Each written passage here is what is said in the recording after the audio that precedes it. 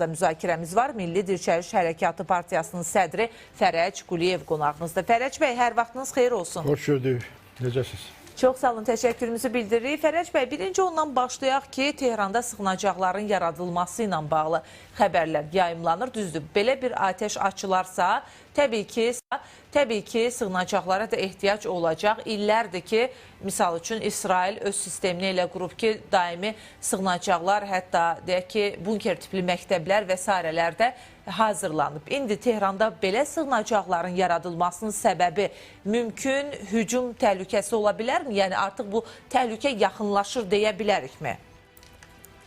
Əlbəttə bu vəziyyət o yerə gəlib çatıbdır ki, artıq saatlar hesablanır ki, bu hücum olacaq, yoxsa olmayacaq. O başqa məsələdir ki, bu hansı ölçüdə təzyiqlər olacaqdır, açıq şəkildə bir eskalasiya mı olacaqdır, hava hücumları, zərbələr, nöqtə zərbələri mi olacaq. Amma bütün hallarda axır ki, təzyiqlərin reallaşması qaçılmaz görünür. Və Səudiyyə Ərəbistanının Müdafiə Nazirindən siz istat gətirdiniz. Onlar da görürsünüz ki, o ölkənin özünün diplomatik münasibəti bu olmuşdur ki, biz sülh istəyirik ki, səmamız da bağlayacaq, bizdən heç kimə zərbə vurmasınlar falan. Amma pragmatik yanaşanlar deyirlər ki, qaçılmaz bir vəziyyət yaranıbdır. Çünki Amerika Birləşmiş Ştatları indiki halda geri çəkilmə imkanlarını özü məhdudlaşdırıbdır. Yəni bu qədər böyük qüvvəni gətiribdir bölgəyə və bu bölgədə bu qüvvəni işlətməmək imkanları çox məhduddur, dan artıq məhduddur. Çünki işlətməmək üçün İran tərəfi şərtləri qəbul etməlidir. Amma şərtlər çox ağırdır və İran tərəfdə dəfələrlə bildiribdir ki, biz nə özümüzün əlimizdə olan 400 kiloqram zənginləşdirilmiş uranı vermək fikrindəyik, nə ballistik raketlərin istehsalını dayandırmaq və uzaq mənzilini, yaxın mənzilini əvəzləmək fikrindəyik. Ümumiyyətlə, geri çəkilmə düşüncələri yoxdur. Doğru, danışıqlar gedir, amma bu məsələlərdə geri çəkilməsi İranın real görünmür. Amerikanın isə burada nəticə almadan geri çəkilməsi və heç bir zərbə indirməməsi Trumpın sonu olar. Yəni artıq bu qədər böyük vəsait xərclənibdir, çağırışlar olubdur. Hətta bu dərəcədə düşünürsünüz ki, Trumpın sonu ola bilər bu belə bir addım atmaması? Təbii, çünki bilirsiniz, Trump verdiyi bəyanatlarını sonra reallaşdırmaqla vəziyyətdən çıxır. Elə bəyanatlar verir ki, Amerikada olan iki qrup, qırıqlar və göyərçinlər, biri narazı qalır, biri razı qalır. Amma sonra reallaşdıranda vəziyyətdən çıxır. Tutaq ki, 50-ci illərin doktrinasından çıxış edən Trump ki, başlamışdı ki, daha çox Amerika qitəsində işləri görəcəkdi, Amerikanı dirçəldəcəkdi. Amma qırğılar da kənarda daha çox işlər görməyi tələb edirdilər. O bir yaxşı gediş ilə bildi. Nə elədi? Məsələn, Ukrayna savaşında özü birbaşa silahları vermədi, pul ayırmadı və həm də o silahların satışını da dayandırmadı. Amerika cəmiyyətdə göstərdi ki, mən nə orada prosesə girirəm, nə də orada itki verirəm. 350 milyarda qədər Amerika itki vermişdi. Mən isə artıq silah sənayemə, silah istehsalı üçün şərait yaratmışam, onlar Avropaya dövlətlərini satacaqlar, Avropa alıb verəcəkdi. Yəni, daxilə mən pul gətirirəm, dünə nə qədər məndən əvvəlki administrasiya ki, pul itirirdi bir prosesdən, mən ondan pul qazanmağa başlamışam. Yəni, bu forma gedişlərlə elə bir vəziyyət yaranıbdır ki, ona mənfi bir imic gələcək məsələlərin qarşısını alır. Ara seçkilər gəlir qarşıdan, sonraki prezident seçkiləri gəlir qarşıdan. Belə vəziyyətdə İran məsələsində tərəddüd edə bilməyəcəkdir. Çünki başqa bir amil də var ki, İsrailin bu məsələlərdə daha çox aparıcı faktor olduğunu heç kim dana bilməz. Və Amerikada İsrail lobbisi də çox güclüdür, həddən artıq güclüdür. Bu günləri Amerika bir danışıqlar nəticəsində müəyyən yumuşalmanla, rejimin rəngini dəyişməklə geri çəkilərsə, bu İsrailə sərf edilməz. Çünki sabahları həmin rejim mahiyyətini dəyişib yenidən eyni formada təhdidlər yaradacaqdır.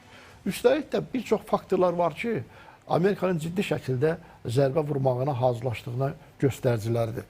Rusiyadan danışdıq. Tutaq ki, Ukraynadakı bu qısa müddətli atəşkəs ki, söhbəti vardı. Hərçəndə bugün səhər mən baxdım ki, onlar Rusiya artıq logistik imkanlarla Ukraynanın zərbə vurmağa başlayıbdır. Enerji strukturlarına vurmur, amma başlayıbdır logistik imkanlar, dəmir yolları vurmağa başlayıbdır. Onlar da sözün üstündə nə qədər duracaq bilmirəm, amma hər halda enerji qaynaqlarını vurmamağa söz veribdir. Və yaxud da Putini sülh şurasına daxil eləməyin Rusiyanı. Bu tərəfdən də Amerika tək başına göründüyü qədər İranla bağlı tədbir görmək istəmir. Çünki Almaniya, İspaniya və İtaliya təyyarələr də artıq hazır vəziyyətdə gətirildi və İran ətrafında yerləşdirməklə bağlı tədbirlər görürlər. Göründüyü qədər bir koalisiyadan bu işləri görmək imkanlarını arayırlar. Və üstəlik də bir çox ərəb dövlətləri də bu məsələdə ciddi şəkildə dəstək verəcəkdir. Siz dediniz ki, Səudiyyə Ərəbistanı havada müdafiə sistemləri verilir və s. Bu hazırlıq da vardı. Ona görə faktorlar Trumpın daha çox zərbə vurmağına hazırlaşdığının göstəricisidir. Yəni vuracağını düşünürsünüz bütün hallarda. Səudiyyə Ərəbistanının Müdafiə Nazirinin açıqlamasını siz də xatırlatdınız. Az öncə mən də tamaşaçılarla bölüşdüm. O deyir ki, əgər bu zərbə endirilməsə, siz əslində vurğuladınız ki, Donald Trumpın nüfuzu sual altında qala bilər və elə onun açıqlaması isə bunun üzərindədir ki, Tehrandakı rejim güclənəcək o zaman. Düzdür, qapalı görüşdə bu fikir səsləndirildiyi vurğulanır, amma sizin fikrinizcə həqiqətən də Donald Trump bu zərbəni endirməsə, o zaman hazırki hakimiyyətin, İrandakı hakimiyyətin sonu necə olacaq? Onsuz da xalq bezib, müəyyən iqtisadi, sosial problemlər var. Nə qədər realdır, gücləndirəcək demək bu addım hakimiyyətin gücünü? Amerika Birləşmiş Ştatları sadəcə mümbit bir şərait axtardı İsraillə bir yerdə. Çünki oradakı etirazlar başladı və o dönəmdə müəyyən tədbirlər görülmədi. Göründüyü qədər ortaya qoyulan şüarlardan birisi yanlış oldu. Şahın oğlunun geri qayıtmasıyla bağlı olan şüarlar ən azından Azərbaycan türklərinin prosesə qatılmamasına səbəb oldu. Yəni deyirsiniz, burada səhv Pəhləvi məsələsinin qabardılmasıydı mı? Biri oydu mən hesab edirəm. Çünki nə qədər nə modelləşdirsə modelləş, yerli xalqın vəziyyəti və istəkləri nəzərə alınmadan onun gerçəkləşdirmək mümkün olmaz. Olsa da o sabitliyi saxlamaq olmaz. Əldə etdiyin statistik onu saxlaya bilməzsin. İranda əhalinin 48 milyonu 52% Azərbaycan türklərindən ibarətdir. Bu rəsmi İran statistikasıdır və bunu bu yaxınlarda keçmiş Azərbaycanın İrandakı səfiri də onlara istinadən bu məsələnin bağlı bir açıqlama vermişdir. Yəni bu insanların iradəsini nəzərə almadan gördüyün iş sabah çox belə təhlükəni gizlədib saxlamaq, problemi saxlamaq və sonradan yenidən üzə çıxmasına səbəb ola bilər. Ona görə burada görürsünüz, Türkiyə faktorunu Amerika mütləq şəkildə nəzərə aldı. Türkiyə faktoruna görə nəzərə alır ki, Azərbaycan məsələsi var ortada, Güney Azərbaycan məsələsi var və Güney Azərbaycan ərazisindəki Kürdlər məsələsi də vardı ortada. Əslində İran nə edir? İran bugün hər tərəfə gedir. Türkiyədə gedir, başqa ölkələrdə də gedir. Rusiya ilə danışıqlar aparır. Özünü lazımlı olan kimi göstərməyə çalışır. Amma əslində altyapıda Türkiyənin mütəmadi təhdid edibdilər. Hətta Hakan Fidanın son bircə Arakçı ilə birlikdə bəyanatında bir fikir işlətdi Hakan Fidan. Dedi ki, biz istəmir müharibə olsun, toqquşma olsun, amma bir çağırış elədi ki, biz PKK və PCK qarşı bircə mübarizə aparmalıyıq. Bu çağırış illərdir olur, amma buna baxmayaraq İran tərəfi Türkiyəyə demoqrafik təhdid və sonunda isə topografik təhdidin reallaşmasını qurubdur. Nə?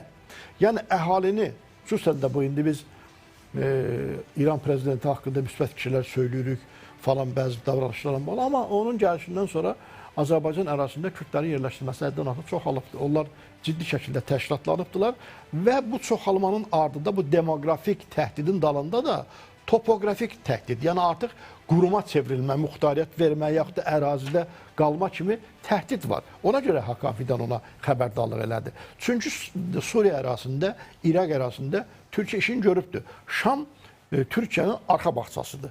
Və bu məsələlərdə ki, indi deyirlər Türkiyənin mövqeyi, müharibənin qabağını alarmı, ciddi səy göstərərmi? Diplomatik çağırışlardan o tərəfə getməz. Çünki hesab edirəm son SDK, YPG qarşı olan tədbirlər ki oldu və ikinci artıq sazişdə bağlandı dünən və 12-ci maddə də xüsusilə əhəmiyyətlidir. Məncə burada danışıqda Amerika tərəfinin, daha doğrusu tədbirlər görüləndə əməliyyatlarda Amerika tərəfi nəinki YPG və SDK yanında dayanmadı, əks tərəfdə dayandı və diplomatik susqunluq nümayiş elətdirdi. Türkiyə Suriyanın qanuni hakimiyyətlə birlikdə lazım olan nəticəni aldı. Bunun əvəzində bugün... Yəni deyirsiniz, burada bir siyasi alış-veriş predmeti. Mütləq şəkildə bir anlaşma. Siz Amerika Birləşmiş Ştatları Suriyadakı proseslərlə bağlı susqun dayanır. Türkiyədə İranla bağlı məsələdə mi biraz kənarda durur? Təbii. Bu günlük siyasətdə yaxın perspektivdə olan məsələdən söhbət gedir. Amma bunun bu baza gələcəyə də hesablanıbdır. Çünki Amerika Türkiyə ilə arada olan inamçılığı aradan qaldırmaqda maraqlıdır. İkinci bir tərəfdən Türkiyənin güclənməsində bölgədə maraqlıdır. Özü bölgədən çəkilir və tamamilə əsgərlərin çıxma haqqında söhbətlər gedir. Söhbət nədən gedir? Bu böyük dövlət buradan ona görə çəkilir ki, bir deməli uzaq bir yerdə mənzilləşmə, ciddi maliyyə məsələləri vardı, ciddi logistik imkanlar vardı və özünün müttəfiqlərinə inamsızlıq sərgiləmək vardı. Burada isə Türkiyə ilə etimadı doğrultmaq, sahmana salmaq ki, F-35-lərlə bağlı danışıqlara qayıdırlar. Türkiyənin burada istəklərinə qarşı çıxmadı, PKK-la, YPK-la, SDK-la bağlı olan məsələdə qarşı çıxmadı və burada rolu verir Türkiyə. Amerika bununla həm özünün burada ciddi şəkildə müttəfiqini gücləndirir və yanında qalır, müttəfiqlik siyasətində yaxşı addım atır, həm də onun vasitəsilə Türk dünyasına çıxış əldə edir. Üstəlik, İranın bugünkü vəziyyətində ki, Ərəb dövlətləri, müsəlman dövlətlərinin ortada mövqeləri vardır. O müsəlman dövlətlərini qazanmaq üçün Abram sazı kimi sazişlər yetərli ola bilməz ki, onun da başında İsraildə yanır. Burada Türkiyəni həm də ümmətçilik baxımından, müsəlman faktor baxımından bölgədə lider eləmək fikrindədir. Və bütün buna görə bugünkü addımda Türkiyənin Amerikanın qurduğu məsələlərə ciddi şəkildə təpki göstərəcəyini mən gözləmirəm. Hakan Fidan da ehtiyatla bir fikir söylədi ki, biz müharibənin əleyhinəyik, diplomatik yolların tərəfdayıq, amma başqa bir çağırış elədi. Xalqın səsini eşitmək lazımdır. Yəni sabah xalq əgər bu məsələlərdə bir fikir söyləyərsə, bir dəyişiklik eləyərsə, biz onun qarşısında dayanmayacaq kimi bir çağırış var ortada. Çünki Amerikanın sabah vuracağı deyək ki, zərbələr olsun, o hava zərbələri olsun, nöqtə vuruşları olsun, Sepahın yerlərə vurmuş olsun, daha çox onu hesablanır ki, daxildə artıq sosial gərginlik yaransın. Siz təsəvvür edin ki, bu dəfə limanlar da vurmaq istəyir, iqtisadi mənfəət verən yerlər də vurmaq istəyir. Nüvə obyektləri deyil məsələ. Təkcə o deyil. Belə vəziyyətdə, onda tələblərdən də baxanda artıq tələblərin üzərində gedib vurmur o. Yəni nüvə obyektini, uran zənginləşdi, Sepah, həm də iqtisadi yerləri vurur. Bu o deməkdir ki, onsuz da kritik məqamda olan İran əhalisi bu məsələdə evlərində oturmayacaqdılar. Yəni ciddi şəkildə sosial narazılıq başlayanda bu sosial alətdən istifadə edəcəkdir. Amerika bu bölgənin cəmiyyətinin ciddi şəkildə tektonik, siyasi tektonik zon olduğunu bilir. Çünki bu zonada gənclər 30 yaşa qədər olan gənclər əhalinin əksər hissəsini təşkil edir. Belə yerdə zorla lider transfer etmək mümkün deyil. Yəni Şahanoğlu'nu gətirib 30 lirasan. Və milli iradə burada, yerdə olan milli iradəni nəzərə almaq, o milli iradəyə kömək eləyə biləcək faktorlar Türkiyədə nəzərə almaq var. Mən bunları niyə ardarla bunları deyirəm? Yəni görülən hazırlıq, çox peşəkar səviyyədə görülən bir hazırlıq vardır və Amerika bugün geri çəkilməsinə İran razı ola bilər, İsrail razı olacaqmı? Təbii ki, razı olmayacaq. Çünki İsrailin çox ciddi şəkildə qorxusu vardı. Xüsusən, məsələn, Trump'ın bir dənə çıxışı vardı, deyirdi ki, biz nüvə obyektlərini tamamilə darmadağın eləmişik. İkinci çıxışında deyir ki, biz zənginləşmiş uranın bir başqa yerə verilməsini istəyirik. Əgər darmadağın olunubsa, onda uran da məhv olmalıdır. Yəni Fərəc bəy, burada əslində deyək ki, müəmmalı nüanslar da var. Biz Abbas Arakçı və Hakan Fidan görüşü ilə bağlı bəzi detalları vurğuladıq. Orada əslində bir daha təşəkkür eləyib Abbas Arakçı bununla bağlı Türkiyə ilk sosial şəbəkə hesabında da bir daha bəyan edib ki, biz nüvə silahı əldə etməyi istəmirik. Hətta nüvə silahına yox prinsipi ilə hərəkət eləyəcəyik deyir. Bugün İranın, Amerika Birləşmiş Ştatlarının tələblərinə müəyyən qədər riayət etməsi bəs çəkindirə bilərmi prosesdən? Yəni Hakan Fidan və Abbas Arakçı görüşünün düzü deyirsiniz ki, çox da sərt bir nəticəsi olmayacaq, hansısa bir ciddi nəticəsi olmayacaq, amma bu görüşdən sonra İranın geri addım atma, Amerika Birləşmiş Ştatlarının tələblərinə müəyyən qədər əməl etmə faizi mümkündürmü? Mənə elə gəlir ki, burada məsələdən ibarətdir. Hətta İran bir çox məsələlərdə geri addım atarsa belə, İranı dəyişmək məsələsindən geri çəkilmək kimi bir vizyon yoxdur. Yəni, bütün hallarda bir bəhanə ilə İranı dəyişmək istəyirlər. O başqa məsələdir ki, İranın mahiyyəti dəyişmədən onun rəngini mi dəyişirlər? Özünə uyğun bir rejim mi qururlar? Məsələn, Amerika özünə münasib olan bir rejim qurmaqla ona sərf edə bilər. Tutaq ki, Venezuela'dan bir dəyişiklik elədi, bir lideri götürdü və vitse-prezident gəlibdi, şərtlərini qoyur və həyata keçizdirir. Doğru mu?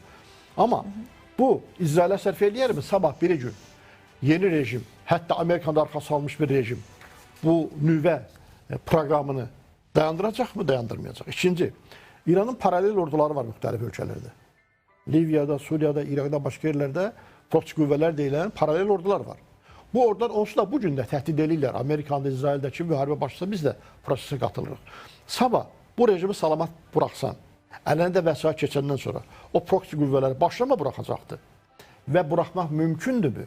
Yəni özünə qarşı hətta çevrilə bilər. O qədər ciddi məsələdir ki bu. Çünki xatırlayırsınızsa bir dəfə Deməli, Həmasın rəhbərlərindən birisi ciddi şəkildə İrana xəbərdarlıq elədi ki, bizim məsələlərdə tək buraxdı. Sonra da gəldi Tehrana, Tehranda da məmmalı şəkildə vurdular onu. Tam elə yaşadığı odada vurdular. Onu bir deyək ki, kəşfiyyat məlumatı olmadan yeri necə müəyyənləşdirib vurdular. Yəni, belə bir ciddi məsələni biz hesablayırıqsa, hər kəs bunu görürsə, İsrail tərəfdə işin yarımçıq qalmasında razı ola bilməz və üstəlik bayaq bir şeyə toxunduq. Amerika tərəfi nə qədər o məşhur Monroe doktrinasına qayıtmağa çalışsa da, kənarda da işlərini görür. Çin faktoru var, istəyir ki, İran Çinə neft satmasın, Venezuela bu məsələni həll edin müəyyən qədər. Çin özü artıq 2 gəmisi ilə bölgəyə gəlibdir ki, orada düzdür, güc nümayiş etdirmək deyil, amma hər halda diplomatiyadan biraz qabaq da İrana dəstəyə gəlmişəm kimi gəlibdir. Amma məncə laboratoriyada silahlarını sınaqdan çıxartmaq üçün gəlibdir, başqa şey yox. Analitiklər hesablayıblar ki, Çin yaxın 16 ildə Amerikanın toqquşmaq fikrində deyil ki, hərbi gücü o müddətdə çata bilməyəcək. Ona görə bütün bunları hesablayıb demək mümkündür ki, nə qədər İran əgər geri çəkilmək məsələsi olsa ki, mən bunu da real hesab eləmirəm ki, İran tərəfi ciddi şəkildə məsələn belə qoyur. Hətta Araqçı belə deyir. Biz nüvə